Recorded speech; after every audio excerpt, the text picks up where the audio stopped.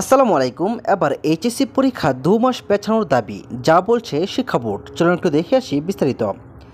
চলতি বছরে অনুষ্ঠিতব্য এইচএসসি ও সমমান পরীক্ষা অন্তত ২ মাস পিছিয়ে ৩১ আগস্ট নেওয়ার দাবি জানিয়েছে পরীক্ষার্থীদের একটি অংশ। তারা বলছেন, শিক্ষার সিলেবাস সংক্ষিপ্ত করার ফলে তাদের কোনো সুবিধা হচ্ছে না, তাই সিলেবাস আরও কমাতে হবে, তা না হলে পরীক্ষা পিছিয়ে দিতে হবে।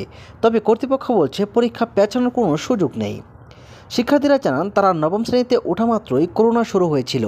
পরে দশম শ্রেণী শেষ করার পর এসএসসি পরীক্ষার তারিখ ঘোষণা হলেও ওই তারিখ থেকে ৩ মাস পিছিয়ে এসএসসি পরীক্ষা নেওয়া হয়েছিল। এরপর ২০২৩ সালের ফেব্রুয়ারিতে এইচএসসির ক্লাস শুরু করে এখন ২০২৪ সালের জুনে পরীক্ষা নেওয়া হচ্ছে। সাধারণত দেশে উচ্চ মাধ্যমিক শিক্ষা ২ বছর মেয়াদি। এই ২ বছর পড়াশোনা শেষে উচ্চ মাধ্যমিক পাবলিক পরীক্ষা অনুষ্ঠিত হওয়ার কথা, কিন্তু এবারে এইচএসসি পরীক্ষা হবে স্বাভাবিক সময়ের ৭ মাস আগে, অর্থাৎ ১৭ মাস শেষে। আর এতেই আপত্তি পরীক্ষার্থীদের। এর আগে গত এপ্রিলে চলতি বছর এইচএসসি ও সমমান পরীক্ষার তারিখ ঘোষণা করা হয়। ঘোষিত তারিখ অনুযায়ী ২০২৪ সালের উচ্চ মাধ্যমিক সার্টিফিকেট এইচএসসি ও সমমানের পরীক্ষা আগামী ৩০শে জুন শুরু হবে।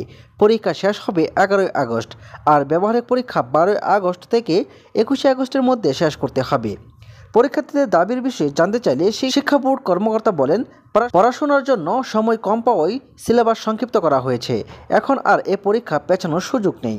তো প্রিয় শিক্ষার্থী বন্ধুরা, তোমরা যারা এবছরের এইচএসসি পরীক্ষার্থী রয়েছে, তোমরা আসলে কী চাও তা প্লিজ কমেন্ট করে জানিয়ে দাও। ওকে, এই ছিল আজকের ভিডিও। পরবর্তী নির্দেশনা এবং সকল প্রকার শিক্ষা সংক্রান্ত আপডেট নিউজ পাওয়ার জন্য চ্যানেলটিকে সাবস্ক্রাইব করে রাখো। ধন্যবাদ সবাইকে। আসসালামু আলাইকুম।